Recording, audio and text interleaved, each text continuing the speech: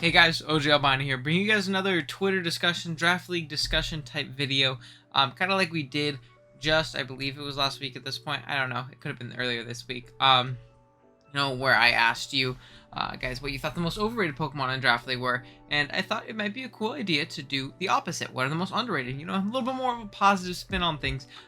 Hear what you guys think are underrated picks in drafts, so maybe you can see a cool Pokemon here and you're like, oh damn, I want to draft that next time. And I know I definitely saw some really cool answers here that I'm definitely excited to share with you guys. But I will warn you, it's going to be a doozy. This one got even more responses than our last video, which was already an hour long. So I definitely recommend maybe putting this on in the background while you do your homework, get some popcorn maybe, get a nice little snack, and kick back, and we're going to talk some draft league. So if you guys do enjoy, I would really implore you to drop a sub. It's ridiculously easy. I really do want to get to 1,000 subs eventually. It's ridiculously easy. Like I said, you can do it really quickly, yeah, completely free. So I would appreciate if you did that, as well as drop a like on the video. And for the comment that I'm going to request from you guys, again, youtubershilling.exe, I want you guys to comment down below, 1, what you think the most underrated Pokemon in draft is, and 2, what discussion type video do you want to see me do next? I asked on Twitter, but I'll ask here as well, if you guys have a cool idea for the next kind of draft league discussion type video that we're doing on this, because you guys do seem to enjoy it. The last one killed it, and I appreciate you guys for that one. But let me know what you want to hear next. But yeah, with that being said, let's go ahead and jump into it. Fair warning, I do have a coffee, and I do have a water, because last time I had a really dry throat, and I was really annoyed after. I don't know, I just felt like garbage, because I talked for an hour straight about Pokemon. So we're going to be taking little drink breaks in between and stuff like that. I'm going to try not to talk as fast as I did last time. So that being said, let's jump into it. My tweet, we'll start off with my tweet, obviously. It says, follow up to the last Twitter question I asked, what is the most underrated Pokemon in the draft format? For me, it's got to be Azelf. It's ridiculously strong from both sides, phenomenal speed tier and great overall utility, but I never see it drafted. And I really do think that. I love Azelf. I'm sure if you guys have been on the channel for a long time, you've seen me draft it a ton of times. In Gen 7, it was great with the Z move. Again, 115 speed with 125 in each of its attack stats is really strong and fast. Again, on both sides with great coverage on both sides, it can be great utility too and taunt, knock off rocks. It can boom. Like I said, it gets crazy coverage moves. Thunder Wave, I believe. I don't remember for sure, but great Pokemon. I definitely recommend you try it out if you haven't. And yeah, with that being said, let's jump into it. We're gonna go one at a time. I'm going to try not to do repeats to kind of slow things down, but I will scroll over everybody's tweet. So if you tweeted, thank you so much. Now, first one actually isn't a tweet. It's going to be from my good buddy Darkrai. Great player, great dude. Doesn't have a Twitter, but he did want to give his own submission to the tweet. So I went ahead and posted his Discord DM that he sent to me. He said, don't have a Twitter, but I'll drop a comment here. Hopefully you didn't start recording it. I didn't. Stunfisk reliably checks a lot of top tier threats in Torn-T, Zera, Coco, and Galar, as well as being a solid rocker. Good disruptor with static and discharge, making it a worthwhile stack to preserve, and the fact that a roll compressor is so long, giving you a decent ground plus flying check. No other mod does what Stunfisk does. And before we talk about the next Pokemon he does, I 100% wholeheartedly agree. Stunfisk is one of my favorite low tier mons, like low tier fat annoying glue piece mons to draft.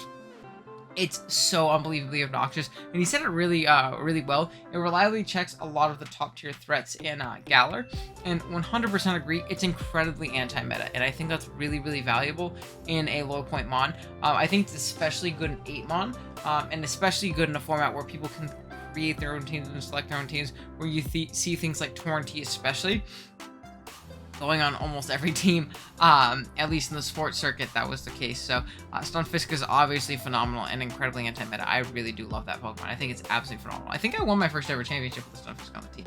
And it definitely checked a Mega Pidgeot twice throughout that season, in finals and in regular season. So really like that one. Like I said, in second shout out will be Megatar and Natdex. Amazing rocker with strong stab, sweeping potential, as well as potential sponge for special hits. Yeah, I actually do agree. Again, these are great takes from Mr. Darkrai. I actually used to be a big Mega T-Tar hater, because I think I was approaching it from the wrong way, in the sense that I was like, it's Tar, but without an item, so therefore it's bad. It doesn't set sand reliably. But I don't think you should draft Tar on sand, or draft a sand team with Megatar as your setter. is more so what I mean, or maybe even just like hyper focus on that being the case, because it isn't going to be a reliable sand setter. If you can't have Smooth Rock, it's it's not going to do that because it's kind of hard to, you know, pivot around and get, you know, sufficient value out of those sand turns if there's so few far in between, and you're kind of using your Megataur as a, I switch this in to get up sand and then get it out of there so I can, you know, take advantage with my drill or Dragalge or whatever it may be, you know. But when I kind of got over that and I tried it in a league called Crash, which is a great league, I really, really liked it. I had a really fat, annoying battle team. I had it plus Zygarde and Corviknight and Mew, and it was phenomenal. This thing is so ridiculously bulky. It's so naturally strong, great coverage. Whether it be Fizz Def or that, you know, natural Spadef sponge with that Sandstorm boost and its massive Spadef stats and things like that, or at least giving it that massive Spadef stat because of the Sandstorm boost. Amazing Pokemon. I really, really do enjoy Megataur, and I agree. It was a Pokemon that went through the OGalbina test of, I think it's bad, so I'm going to draft it to, you know, try and properly judge this Pokemon, and it actually ended up being good, and I really, really did enjoy it. So, good takes from Darkrai. I agree.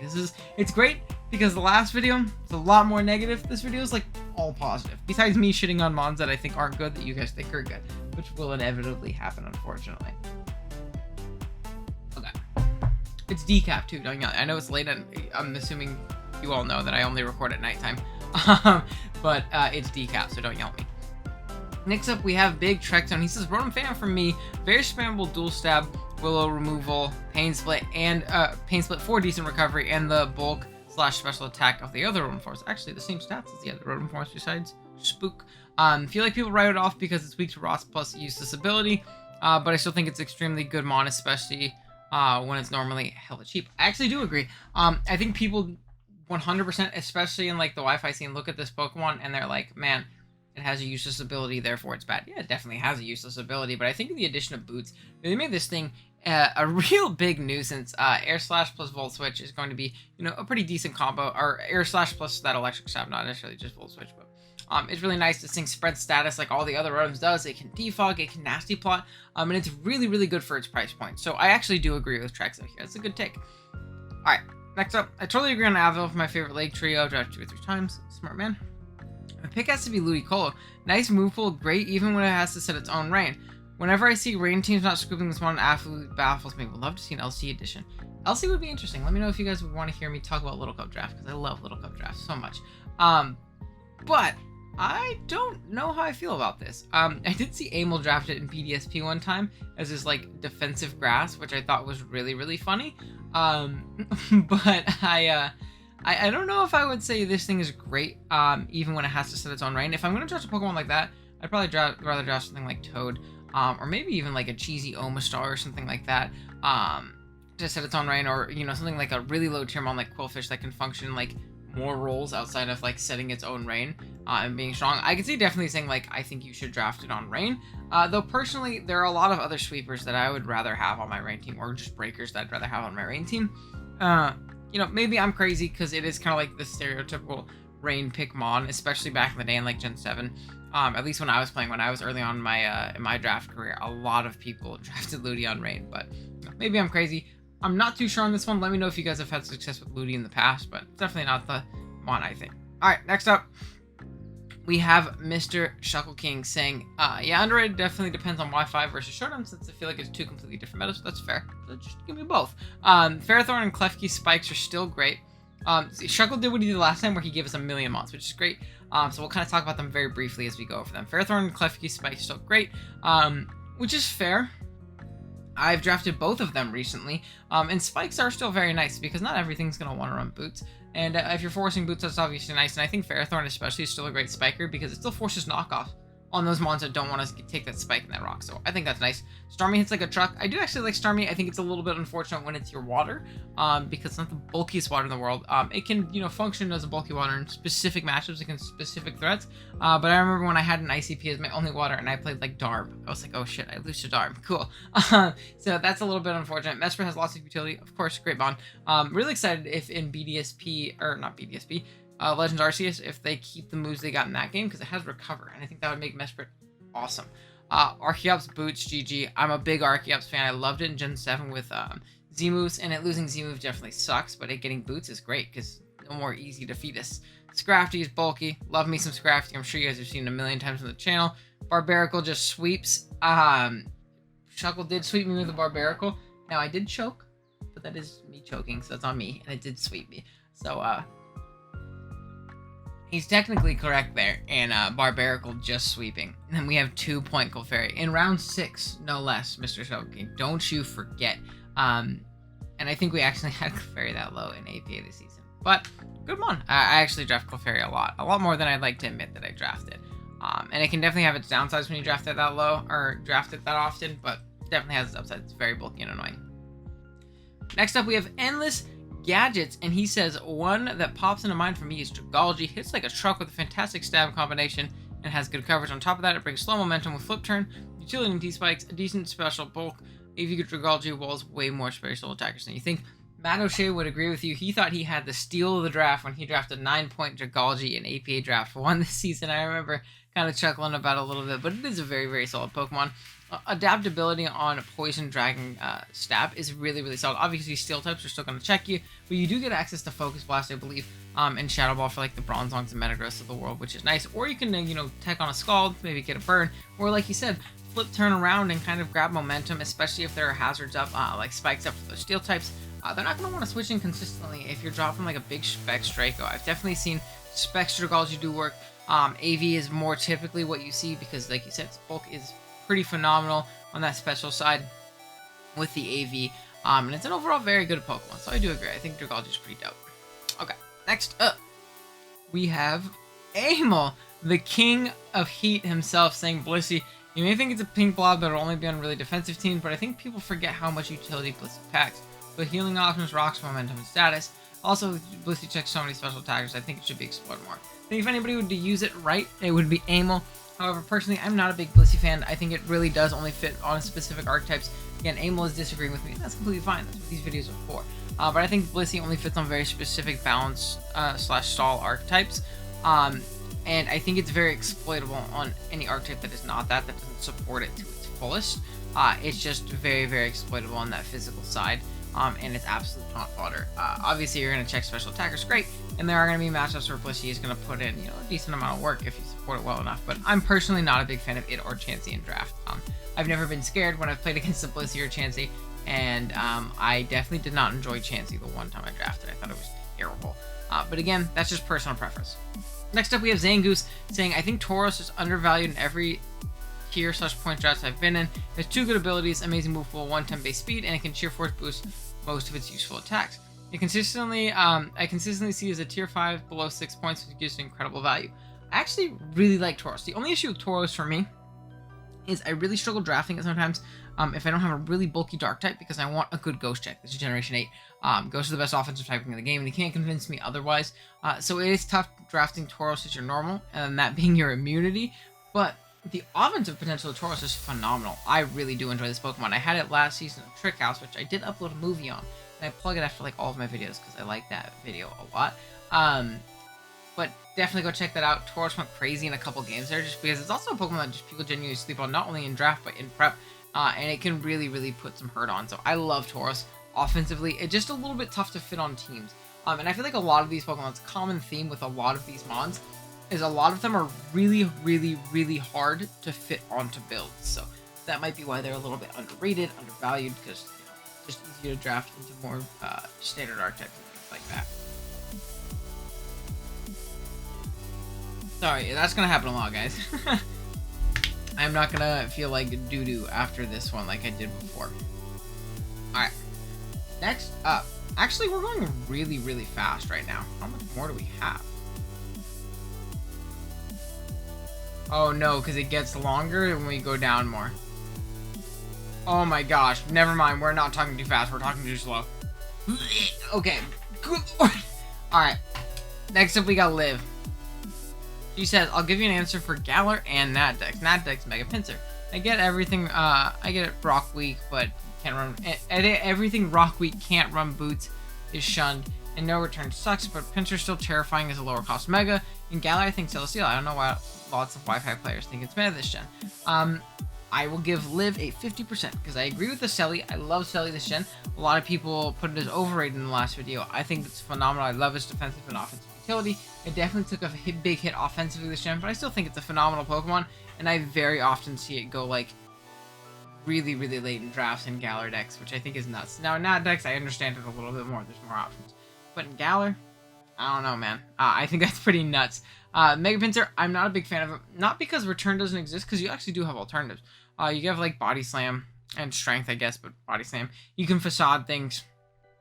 You can Double Edge and really do lots of damage, but a lot of those moves are incompatible with Quick Attack, and I think that's what's really, really unfortunate, is the fact that we could run Return plus Quick Attack before, or Frustration, and, you know, really get to have that big potency that Mega Pinsir was known for, in the sense that it was really, really Owen. Really solid priority in those aerialate boosted quick attacks, and the fact that you kind of have to pick and choose, and I think you have to run like Strength in order to run quick attack with it, which I think is really, really bad. So I'm not the biggest fan of it.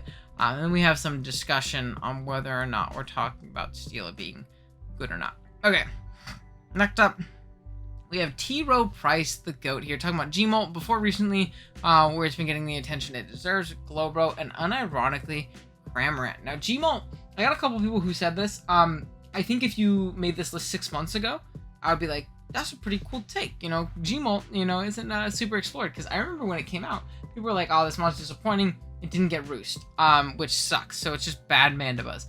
But it's so much more than that. I think people definitely realize it now. Not only in Wi-Fi, but especially in Showdown. I see it drafted in a lot of Showdown leagues. Very consistently. See it, see a lot of success in both types of formats. But this thing not getting Roost, it's made up for, and the fact that it's ridiculously strong. Berserk is an ability that can really snowball well, and on top of it being strong, it has great natural bulk and can check a lot of things. Now you are Rest Talk a lot of the time, but you can go with like Nasty Plot agility sets, or you can have Taunt, you can have U-Turn. It gets Foul Play, which I ran recently. So it really does actually have a lot of really cool tools. It doesn't have the most deep move pool in the world, but it gets a lot of the moves it really needs. If this thing got Roost, I think it would be a borderline tier 1 Pokemon. I think it might even, I think it's unironically just better than Mandibuzz at that point. Maybe that's just me because I'm a little bit more offensive. And Mandibuzz can be a little bit passive sometimes, but not really. But yeah, Gmolt's great, and I think it definitely is kind of getting the attention it deserves, like he said right here. But before, I would definitely agree. Glowbro, I do feel like it gets outshined by Glow King, obviously, and people really like Glow King. Glowbro, obviously not as fast per def-wise, but still, still has a pretty nasty offensive typing. A little bit stronger than Slowbro. A little bit less great defensively, but still a really good Pokemon. And I see it absolutely dent some teams, whether it be offensive sets or Nasty Plot sets or Calm Mind sets or AV or different things like that. It's definitely a really cool mon. It's kind of smacked me up a few times, I won't lie, since that I've definitely under-prepped for it. And ironically, Cramorant, I would have loved if T-Row explained this one a little bit more, because I love Cramorant's design. I think he's a funny-ass mon, but I don't think I can say with a straight face that he's good, unfortunately. Maybe that's just me. I'd rather draft Awful Mantine in a heartbeat, unfortunately. But let's get a little bit more water. Sorry. We're already 20 minutes deep and not very far. Okay, next up we have the John Jr. saying Toxicity, Breloom, Gmolt. We talked about Gmolt. Oh, and he also said, we already talked about these. Toxicity is a really interesting mon, because I have definitely enjoyed it when I've drafted it before, especially early Galar decks. I thought it was phenomenal. I recently drafted in my last OLT season, and it did really good for me there. But its speed tier really does let it down, because in a sense, you really don't want to run a Scarf all the time, just because you want that raw breaking power Specs or Life Orb, or you want to run Shift Gear. But otherwise, your speed tier is just so bad, and you're really not the bulkiest thing in the world. But this thing is really hard to switch into defensively if you can click the right button and you can make the right call. It having essentially 3 stabs, with Boomburst being a stab basically, and being stronger than Overdrive, and definitely being stronger than Sludge Wave in a lot of instances. It's really difficult to deal with. Like I said, you can sweep with Shift Gear, you can grab momentum with Volt Switch, and you can even like pair things with like Nuzzle and things like that. So definitely a really cool mon. Interesting though, because I think its speed tier does kind of like hold it back a little bit. And then we have Breloom, and I love Breloom personally. I think it was awesome in Gen 7. I really wish it was explored more by more people. I will give you guys a little teaser. I have been playing in the Gen 7 Showdown League, APA Classic, with a bunch of buddies, John included, and I drafted Breloom in said league, and it's put in a lot of work, and I'm going to be uploading the first 4 weeks of that league here sometime this week. I have it recorded, I just need to edit it and things like that, but you can definitely see how good Breloom is in that, so go ahead and stick around and sub so you can see that when it ends up coming out. Star definitely doesn't agree with Tox right here. We have Lanturn is king, or Badass Frost last saying Lanturn is king, 2 immunities, great bulk, and slow pivot. People are just scared of bulky water with no recovery, and a slower electric type, but its roll compression is insane.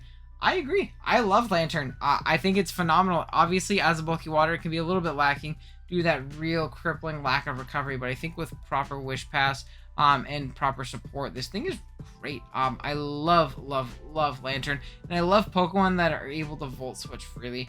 Obviously, grounds aren't going to as freely come in on something like Lanturn. It might not be as insane to go hard ground type on a Lanturn as it would like a Rotom Wash, which has the same typing because Lanturn's obviously weak to ground.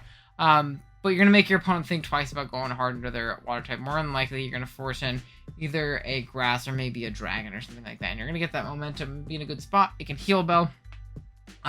It's the best Scarf in the format, of course. And it's just an overall really cool mod. Now, obviously, if you do need just a more budget water, I wouldn't say this is a bad one if you have a good way of keeping it healthy. So I agree here. I like Lanturn a lot. I haven't drafted in a while, though, but it's definitely really good. Matt O'Shea saying Vikavolt.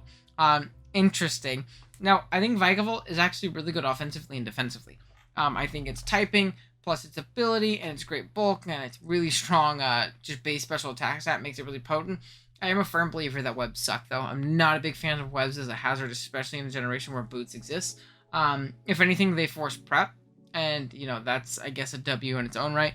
But in a generation where things are so readily available to just either wear boots and avoid hazards altogether, or there's so many things that can defog and rapid spin this gen, I'm just not the biggest fan of webs. So I agree in the sense that Vikavolt is good. I don't think webs are good, and I think they kind of tie into each other. So I don't know, it makes the answer a little bit more gray. It gives a little bit more gray area to that take from Matt.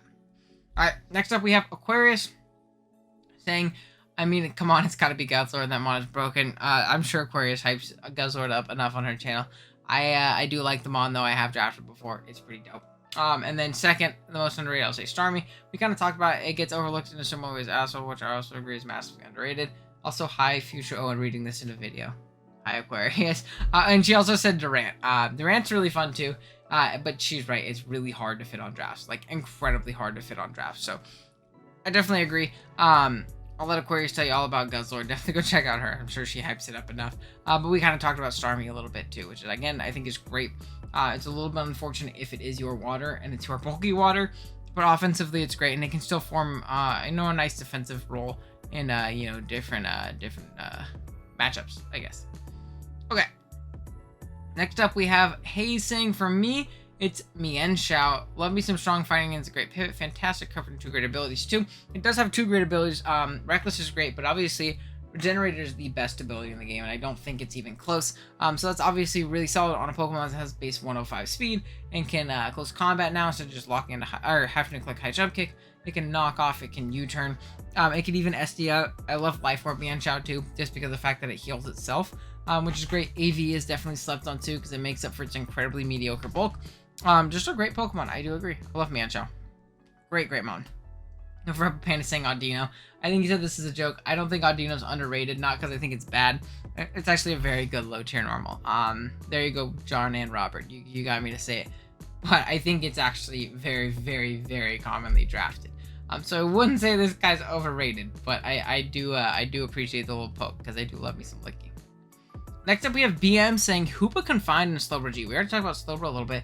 Hoopa-Confined could be a really interesting one, though. I've not seen this thing drafted more than maybe twice. And even then, doesn't come a lot. Really, really strong offensively. I believe it can set its own Trick Room, which is pretty cool. I think it can. I don't know.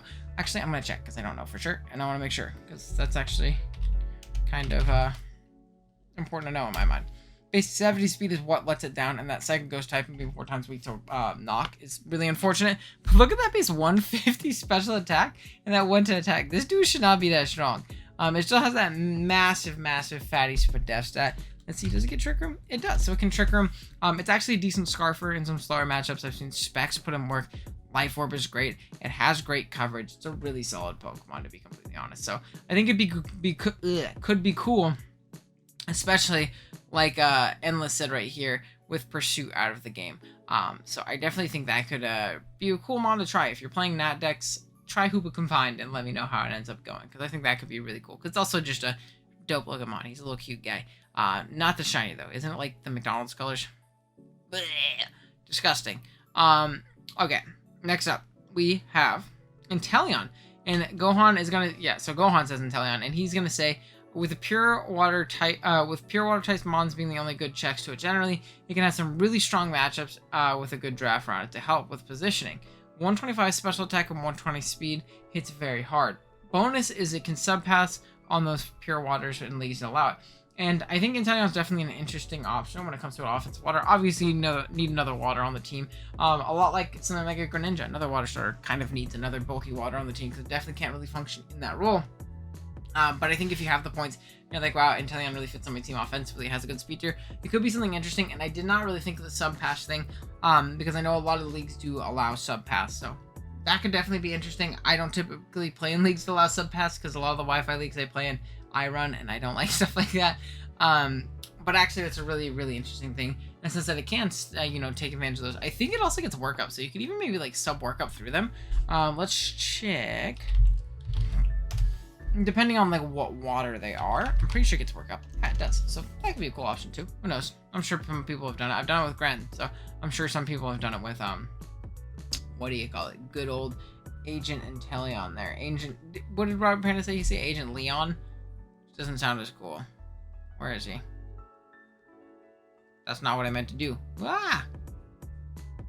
Someone said it. Agent Leon. Yeah, dude. Agent Inteleon is just cooler, unfortunately. Now I gotta scroll back down, but it's all good because now I get my little bit of a coffee break.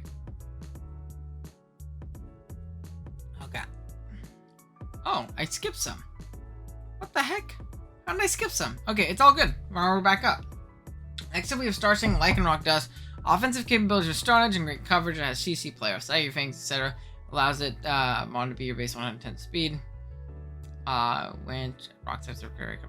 Yeah, I think that's fair. Really, really strong mon. It's pretty tough to set up rocks with it. It's really kind of like an aggressive, I think you're switching rocker, which can always be scary, but offensively it is really scary. This thing getting CC, this gym was really, really good for it. It can also play off the dragons, like you said, or a Shell Rock, which is great priority. It can be the Sash Endeavor set, like Star says in his next tweet. So really solid Pokemon overall. I definitely don't disagree. Okay, next up we have Henry saying Aurorus, which is probably one of the most interesting ones that we got.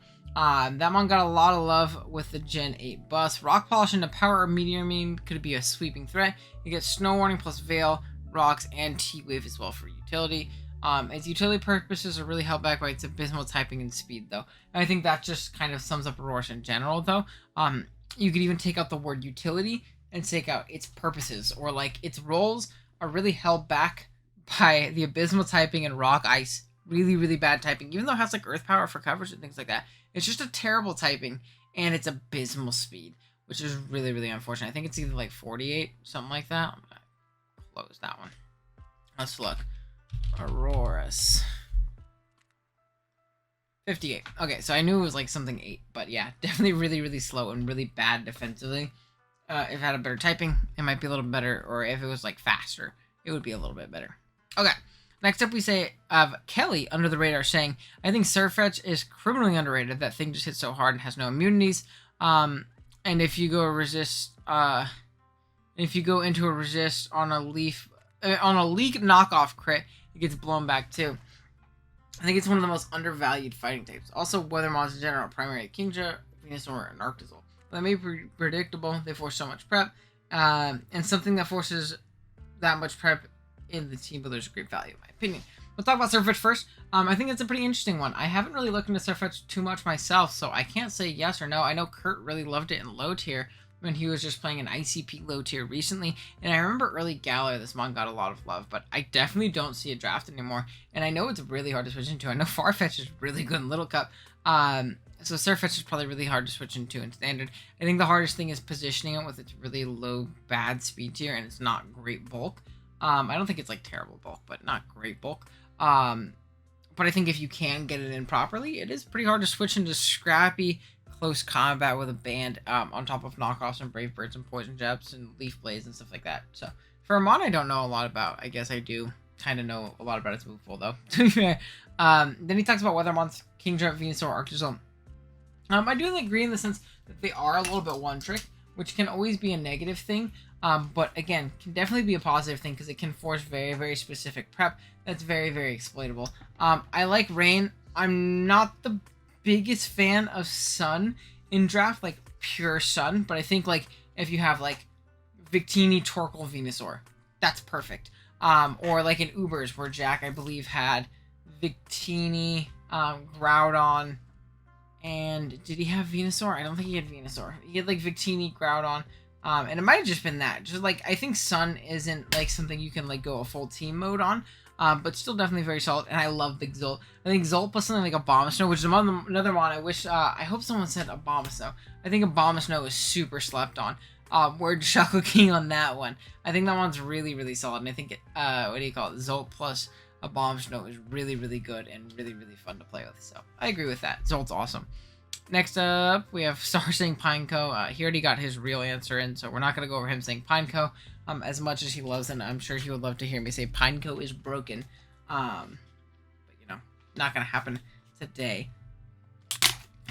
There's Gohan talking about Agent Inteleon, not Agent Leon. I refuse. Then we have Jesse504 talk about some mons right here. We have Wobbuffet, which I actually do like Wobbuffet if you have like a random one or 2 points to just like shit away at the end of the draft. I don't think Wobbuffet's a bad option because of the amount of prep it forces. If someone is prepping for it properly.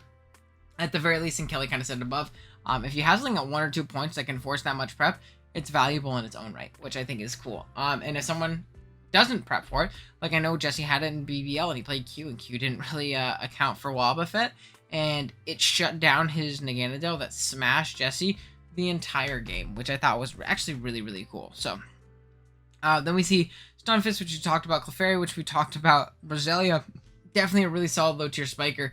Something you see on Showdown a lot more than you see it on Wi-Fi, where I think Hazard's a little bit more prevalent, especially in old gens. I know Gen 6 and 7 Roselia is definitely a lot more common than Gen 8, but still a very solid mod in its own right. Nice, seasonally bulky and annoying, but it's really there to kind of just set up spikes and be a dick about it. And then Reuniclus, and I think this one is so true. I love Reuniclus. I think this one's really, really sick. Not only do you have like fat defensive sets or fat Calm Mind or Double Dance sets, which is what you think of when you think of Reuniclus. Me personally, when I think of Double Dance or like Iron Defense Calm Mind or just Calm Mind in general, I think of Reuniclus. The first one that pops in my head. But it has other options too. I've seen what do you call it? AV regen sets do really, really well and be a genuine nuisance. I have seen OTR sets rip through teams. I love Offensive Trick Room Reuniclus. I think it's probably my favorite Reuniclus set by far. I loved using it in BBR. I've seen a lot of people use it to a lot of success.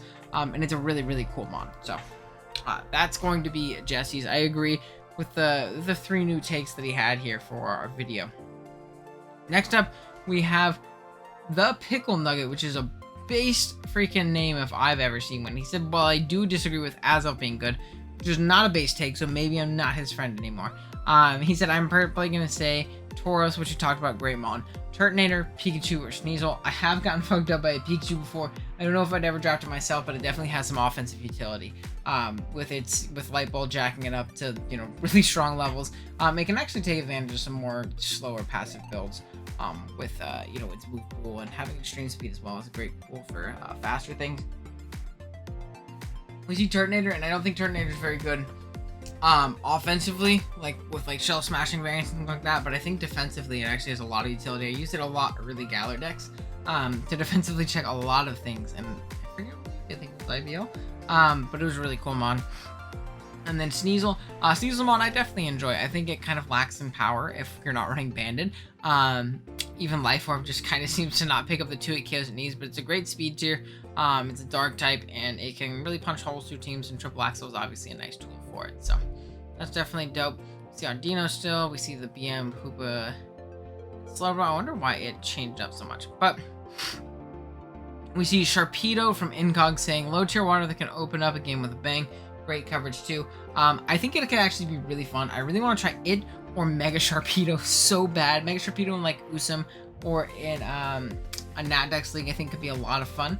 And just regular Sharpedo is pretty cool as well. And it is really strong offensively. Again, you need another water. If you draft this, you only water your Psychopath.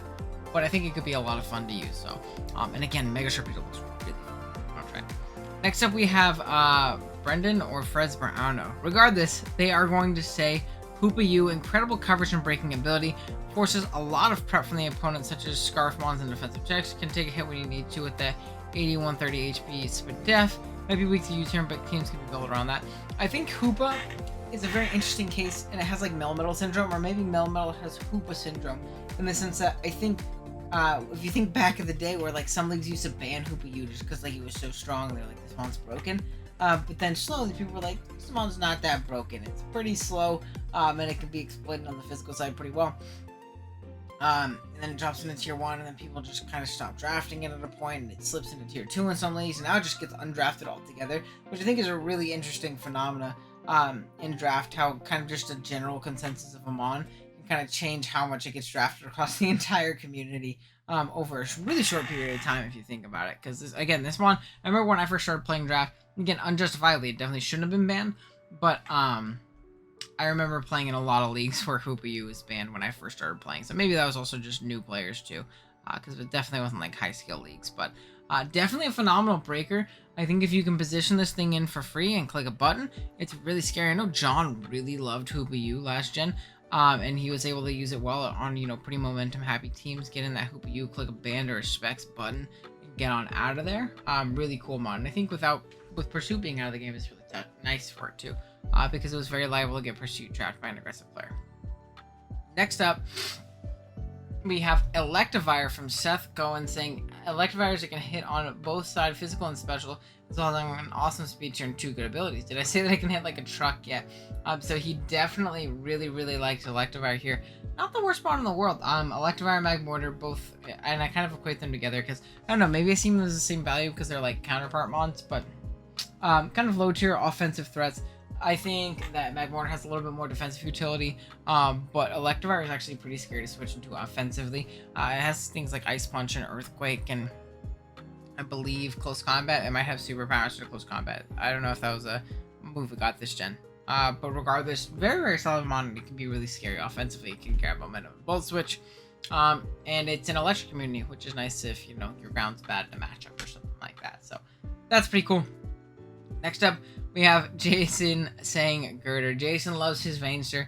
This dude will shoehorn a Girder into any matchup, and it is pretty solid. Obviously, it's tough having your defensive fighting type not want to take knockoffs, but offensively it's strong. It's really bulky when it does have its Violate, and great priority on Mach Punch. So pretty cool. Next up, we have Dr. Slacking. I don't know why I didn't expect this. He said top 1 in the format, yet merely priced at 20 points. In good old Whimsicott right here. Don't know what I expected. His favorite mod in the format, but I actually like Whimsicott a lot. I think it offers great utility. I think when people try to use it as like fat defensive pivot, that's when they're like, Whimsicott is bad. But it's not here for that. It's here to like, U-turn, Encore, maybe Leech and Toxic some things. And again, just be a genuine nuisance. Knock off some items. Maybe throw off a Moonblast here or there. Maybe switch into a ground type once if you needed to. But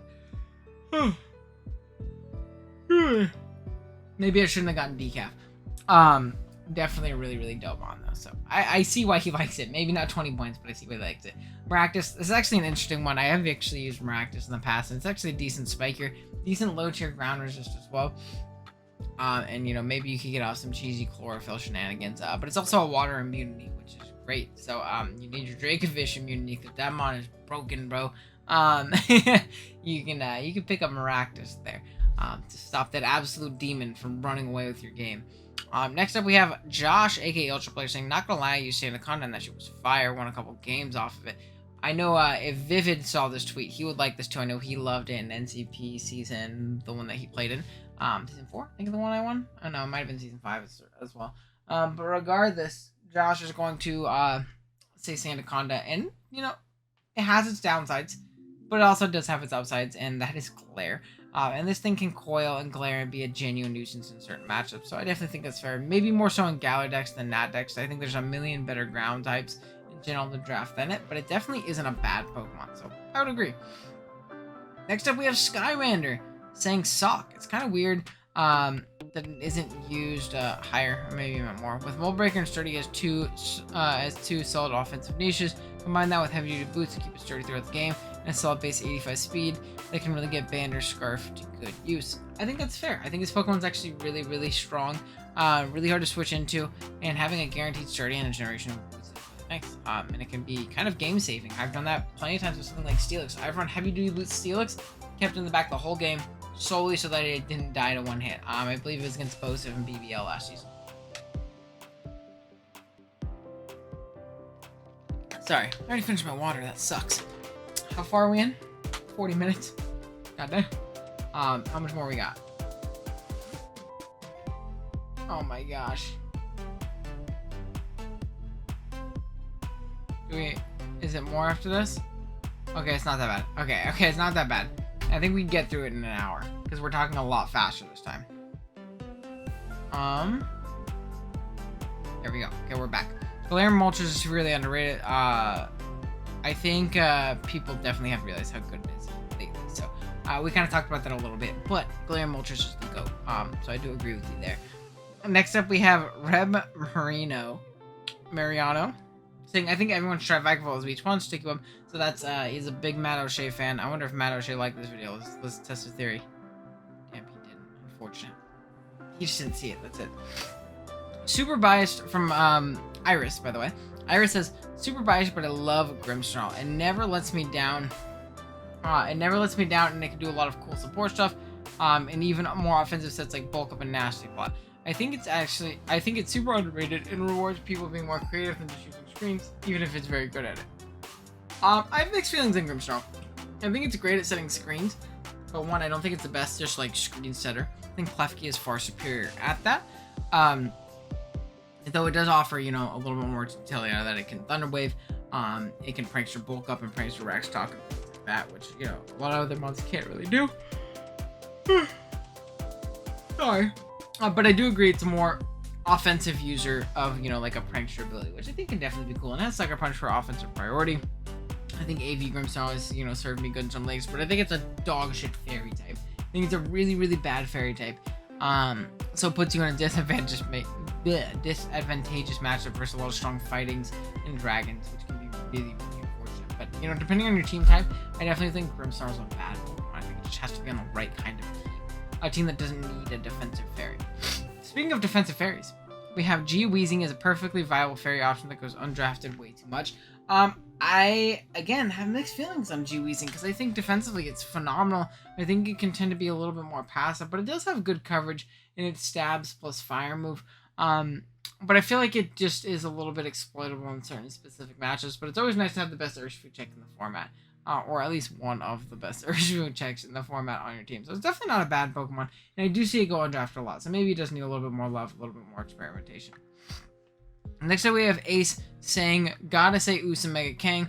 Usually goes undrafted depending on the tier, but people kind of overestimate its weaknesses, especially if it's paired with good special breakers. If you're able to punish max defense, Rocky Helmet use Mons, Kang's hard to answer. I agree. I used Kang in Gen 8 recently, and I really, really enjoyed it. However, I didn't use it very offensively, kind of how I think Ace here is alluding to. I really love fat, bulky, annoying Wish Mega Kang. Obviously, I can't seismic talk things down because it's obviously going to be banned. But otherwise, it's great at setting passive damage. I can toxic things.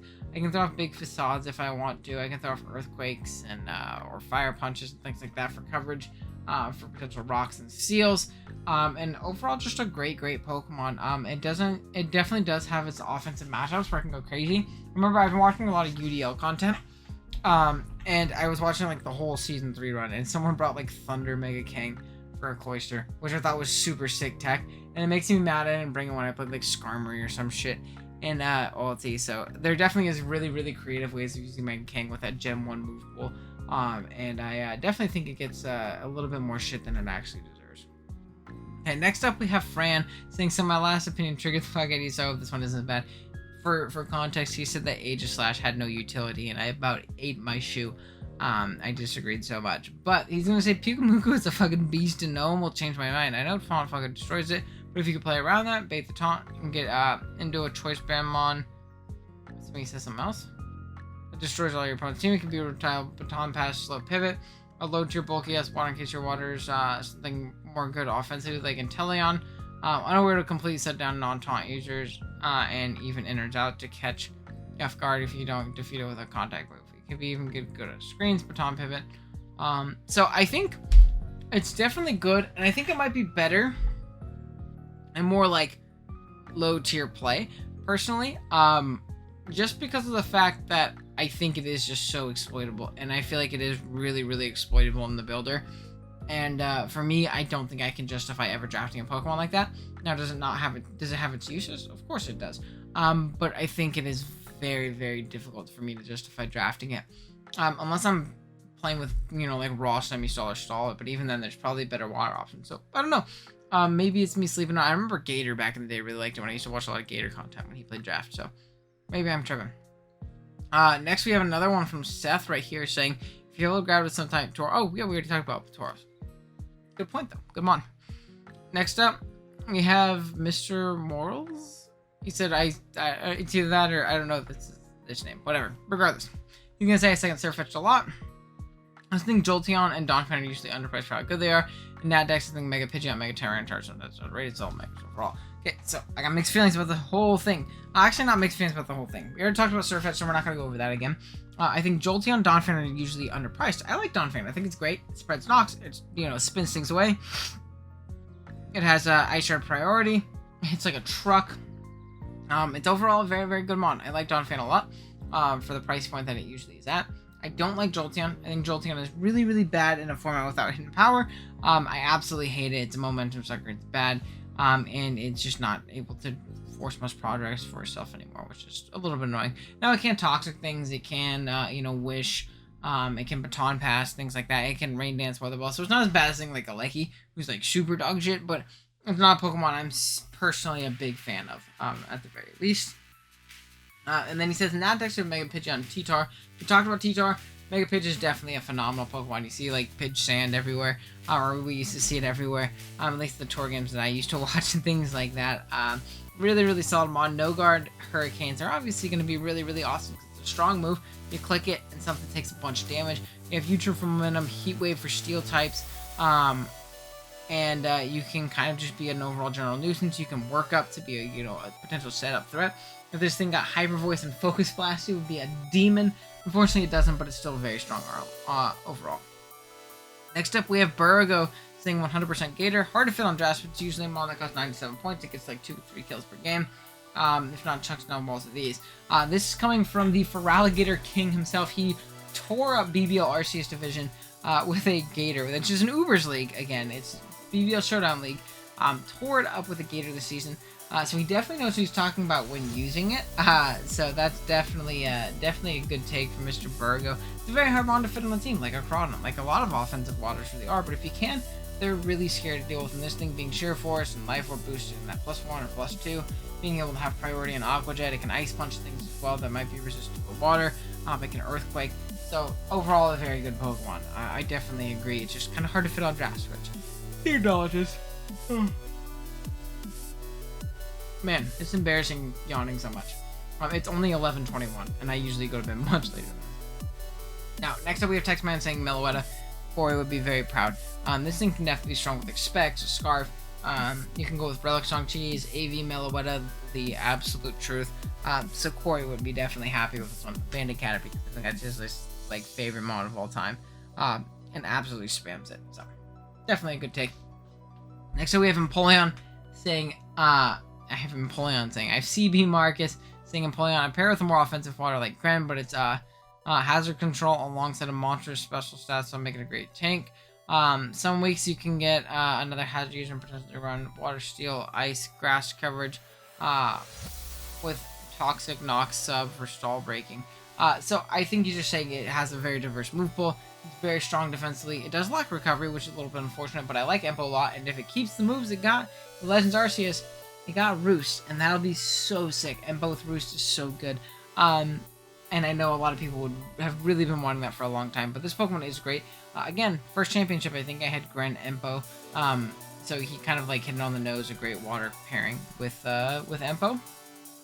But really, really solid mon. I do like Empo a lot. Next up, we have Chronon. We kind of already talked about Chronon. It's really hard when we talked about something like Gator, in the sense that it's really strong, like Pokemon Trainer Orange says here, with its great stabs and adaptability, but it's really hard to fit onto drafts. And it's hard to justify drafting it when you need to roll, compress, and get so many things on the draft. I think that's why a lot of these Pokemon don't get drafted, is because they don't fit certain niches that a lot of teams feel they need. So they're just going to go and draft a little bit more, but it's cool to see them fit on teams every once in a while. Next up, we have Christian here, saying, man, she's just Kecleon. I've seen Kecleon put in a lot of work. AV Kecleon's always really, really bulky and annoying. It also gets access to Stealth Rock, I believe, which is a pretty cool tool for it as well. I know it can, like, obviously change its typing in Protean. It can, like, Power Up Punch, and Shadow Sneak, and Knock Off, and Return, and Drain Punch. Not Return, I guess it can, like, probably, like, Body Slam this gen or for Solid. But, you know, again, very, very solid mon overall. Definitely don't hate it. Screams, Rotom Frost. It's always been so low because a lot of usage, which does everything normal Rotom does. It's Dragons, Grounds, Grasses, and Flying for Stabs. Super effective one-time base power moves if you have the guts to click it. Dang. Now, Rotom Frost, I definitely don't think it's terrible. The reason I don't like it, and I think it's my least favorite Rotom, is because of the fact that it has, like, 0 to no defensive utility. I gotta plug in my phone, so I'm laying down. It has, like, 0 to no defensive utility, which is a little bit unfortunate. And it's one of the Rotom forms that cares the most about not being boots, in my opinion. So, definitely unfortunate. I think the only thing, like, offensively is obviously great. Bolt Beam Stab, dope. But obviously you're going to miss your Blizzards a lot, and very, very little defensive utility. Okay, 51 minutes in. We're getting there. We have Scrosh, which I think is how you say it. That could also just not be how you say it. And he could be like, dude, fuck you. Okay, let me see. I know you asked this before my last tweet, and I probably wouldn't answer, but seeing how many people named it, let me get this straight. Tracking the GOAT. Watch my last video on my thoughts on Terrakion. However, my actual has to be the best Mega and maybe Mon in the format Mega Gyarados. People also see about Munchlax. Munchlax is pretty good, low tier normal. If you have, like, no points. Best Mon and Mega in the format. I love Mega Gyarados. I think it's really fun, especially in non-first turn Mega leagues, but I don't know if I could say with a straight face that it's the best Mon or Mega in the format. There's a lot of things contending for that spot, and Gyarados is not one that comes to mind. I will say, I do love Gyarados. I think something that a lot of people sleep on, especially people who haven't used Gyara or haven't really played a lot because it doesn't get drafted, is its bulk, man. It's, like, as bulky. I think it's, like, the comparable bulk to Umbreon. Let's, like, just throw up side by side, right? We have Umbreon. I think Umbreon might be a little bit bulkier technically, but they're very similar. And Gyarados Mega also has a base 155 attack stat. So, kind of makes it a little bit better in my mind. But what we see, 95, 109, 130, 95, 110, 130. So it has one more defense stat. That's it. And then Gyarados obviously has better speed, attack. It even has better special attack, which is really, really sad. So, Mega Gyarados is ridiculously bulky. If you can position in, you're going to get a setup opportunity. And you're going to, you know, push Holter's team. It gets access to Taunt, which is great for fat teams to kind of set up on fat, annoying garbage. And I've even seen Restock mono attacking sets really do well. Like Mono Crunch or Mono Waterfall do really, really well. So, definitely an amazing Pokemon. Love me some Gyarados. Next up, though, we have Fade saying Terrakion, no. Ursaring and Sylveon. I don't know if I would say Sylveon's underrated. I think it's pretty aptly rated. Ursaring is definitely a cool option, though. Maybe in a Trick Room with, like, some Gust boosted facades and Earthquakes and things like that. He could be cool. I'm really excited for Ursaluna. I think that one's going to be cracked. And maybe Ursaring will get some more Eviolite usage. Probably not, but, you know, maybe. Maybe.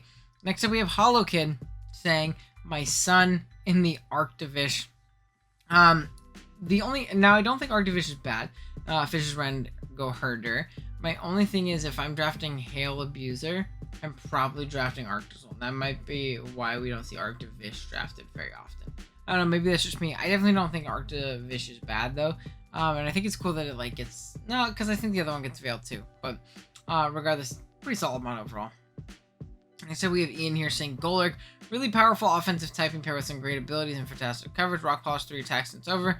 Could be a bit more bulky, but resist barrier sets are justifiable AV, Band, Life Org, etc. I know a lot of people that really enjoy Golurk. D-Ray love Golurk. I think Shuckle enjoys Golurk too. At least it looks like he enjoys it from the games that I've been watching his. I don't know, maybe he doesn't, but he's used it well at the very least. He brought like a Scarf Golurk against Auto just this week in APA, which is pretty cool. But again, pretty solid mon. Solid rocker, good abilities. Throw off like no guard dynamic punches, or it can throw off, you know, just big earthquakes and poltergeists and Iron Fist boosted moves as well, which are really cool options. So definitely like it. Pretty awesome. Next up, we have King Waka saying, I would say Chestnut in higher divisions not so much, but in lower div play, as people struggle with it, often at walls hold teams. Other times it gets wrecked. Although other times it gets wrecked. I'm just keeping it a buck. It has good utility with spikes and leads, overall effective when using it. Yeah, I like it. It's a good bulky grass. Again, great edge quick resist. Probably one of the best edge quick resist in the game. It can spiky shield. It can leech up. It can spike as well. And you can even get away with like, bulky belly drum sets. I believe it also gets sword stance. I don't know. So you can go with fat SD sets, which can, definitely be cool in some matchups as well. Throw off big drain punch. Grass and fighting is actually a pretty solid stab combination. So it's really not that bad. Next up, we have a Walt, the GOAT, saying, I gotta shout him out, your boy Walt, talking about one of the best, talking about the one and only best normal type in draft, Licky. Oh, and can y'all tell him about him? That's the best normal in draft. Like, when I catch up on SPT, which we've been behind on, I have a game where Licky definitely went crazy, which I'm excited to share with you guys. But it's an amazing Pokemon. The fact that it just can't get taunted makes me love it. And again, that's personal preference. I'm not going to rant about Licky. I've drafted it a million times at this point. Go watch all of my other videos, and you'll know why I love Licky. Again, I'm going to make you do some research and some homework. Next up, we have Witchard saying, the one that immediately jumps to mind is Porygon-Z. It can be a very effective breaker or sweeper, but it often gets overshadowed by P2. Other ones that come to mind are Magnezone, Dragalge, Marowak, Lapras, Amethyst, and Lele to an extent. That's fair. We'll talk about PZ a little bit more in depth because I do agree. It's, again, very hard to fit on the draft. It's hard to have such a frail offensive normal in a metagame like today's metagame, I guess. But it's phenomenal. It's really strong. Adaptability tri-attacks are so hard to switch into, and you have phenomenal coverage as well. You can agility and nasty plot, and I've even seen really bulky PC sets do some work as well. So definitely a really cool mod. We see Magnezone. I think Magnezone's pretty aptly rated, at least in my mind. Maybe it's because I'm not the biggest fan of it. But Analytic is gonna, click buttons, do a lot of damage. And you can at least force some prep with Magnapole. Now, a lot of the mods that you typically would be able to Magnapole are usually gonna have some tech for it in draft. So I'm not the biggest fan of the ability in the format. Because there are a lot of ways around it, at least in my mind. Dragalge, we talked about, Alolan Marowak is great if you can position it in freely, especially without rocks up. It is so hard to switch into that thing, clicking like Shadow Bone or Poltergeist, Flare Blitz or Fire Punch, and then some fourth coverage move like Earthquake or Thunder Punch or something like that. Ridiculously hard to switch into. It can SD and break through fat teams as well. Really cool mod. Lapras. I don't know how I feel about that one. Let me know what you guys think about Lapras. Maybe I'm just underestimating Lapras. I used it really early Galar decks one time and it did well for me, but that was about it. Mega Ampharos, I actually do agree. I think that one's really bulky, really annoying. That's Big Fabio. I still think that like Rest Talk, Dragon Pulse, Volt Switch sets are really demonic to deal with for some teams. And some teams just can't break Mega Ampharos in the slightest, which I think is cool. So definitely don't mod. And then Lily to an extent, I think that's fair. I think it definitely got like obviously big time nerf this gen. But that doesn't make it bad, and it's a mod I don't see drafted as often as I thought it would have, or at least it did in the past in early Gen 8 and stuff like that. So definitely fair. Definitely a solid mod at the very least. Next up, we have PZZ saying Parascuda. I said PZZ saying Parascuda. Not even on ranked team. Speed tier is cracked with actually decent power. If you have a team with mons that abuse common switch-ins, think Kyurem, Rotom Wash, it's a beast. Somewhat hard to fit because you don't want it to be a soul water, but it's worth it. I've had a lot of people say this to me, and I think that it could be a really cool idea. I don't know. I really want to try and draft it one day because if you think about it, it really is kind of like pigeonhole onto those rain teams a lot of the time. But it could form a similar like offensive breaker water type role that a lot of other offensive waters do. Like we were talking about Inteleon earlier. Maybe I wouldn't compare it to a Greninja because Greninja does a lot for a team outside of just being offensive water. But like Crawdon type mons or for alligator type mons, I think Barraskewda could be cool. And that momentum is really nice, and it again is very strong. So I think that could be cool. Next up though, we have Eric saying Mega Bombsnow, and I guess nobody, I was talking about regular Bombsnow, but I feel it's similar about Mega Bombsnow, and he says it's very looked down on, but it's usually a steal for 6 points, and has amazing matchups in a lot of standard meta and team archetypes. Look at this team for an example, gets bodied by it. I think that's fair. I think it actually is pretty darn anti-meta with its stabs, plus it having Earth Power or Earthquake, or Focus Blast as well. Make it absolutely phenomenal. It can also SD and like Ice Punch, Sheet Bomb, or Wood Hammer, and like Ice Shard routines potentially. It can Veil this gen, which is cool. Now if it's Mega, it's not going to be likely, so Veil isn't going to be as good on it in my opinion. But still, and I think it's also slower. Oh, no more yawning. We're almost there. Home stretch, baby. But I think it's great, and like you said, it kind of destroys very common team archetypes like this. You catch that Heatran with an Earth Power once, and you just click Blizzard the whole game, and you prosper. So I definitely think it's pretty awesome, though. Next up, we have the Anchorage Appletons saying Neolego thing is an absolute threat if you give it 1 kill. Definitely fair. I think, what do you call it? Power Meteor Beam was a really nice buff for this thing. Giving that instant +1, even if it isn't killing something, and if it kills something, it's up to +2. Or if you're a speed boosting variant, it gives you that +1 in speed and special attack because of the Meteor Beam boost. It gets cool coverage in like Thunderbolt and things like that. It is kind of stuffed by a lot of steel types, but if you can deal with those things sufficiently and kind of deal with it, you'll be in a good spot. It's actually a pretty good Spadef wall as well. I remember I drafted Double Rock that last season BBL where I had Tyranitar plus Nihi, and this thing under the sand just resisted Surfs and Hydro Pumps. It was pretty nuts. So I like Neolego a lot. It can also knock and disrupt and be a genuine nuisance that way too. So cool, man. And then we have Banette Bandit with our last one saying Mega Kang or Hitmonlee. We talked about Mega Kang. Hitmonlee definitely kind of fits on very specific archetypes in my personal opinion. It really only does well on like teams with terrain in my personal opinion, but it can maybe offer some spin or something like that for some builds, and again offer a little bit of utility and be pretty strong. And it has like the fake out normal gem sets or like curse white herb sets and stuff like that. It has bulk up sets as well that it can potentially run with other different items that can be consumable to give the burn boost. But yeah, that's gonna be the video. How fast did we get through that? 101. That's actually really good. I feel like I might have talked a little too fast in this one, but like, y'all see how many tweets I had to go through. I feel like you might have talked fast too. But let me know in the comments what you think the most underrated Pokemon in Draft League is and why. And again, let me know what you want to see next when it comes to these discussion type videos. If I talked a little too fast, I apologize. I'll try to talk a little slower in the next one, but it's late. I'm tired. Tomorrow's my day off, so I'm sleeping. And hopefully have this video up to you guys tomorrow and we can talk about it in the comments. But thank you guys so much for the support lately. It's been out of this world. I really do appreciate every one of you for even just clicking on this video. Yeah, with that being said, I will see you guys next time. If my voice works, because it's actually kind of going out. Later.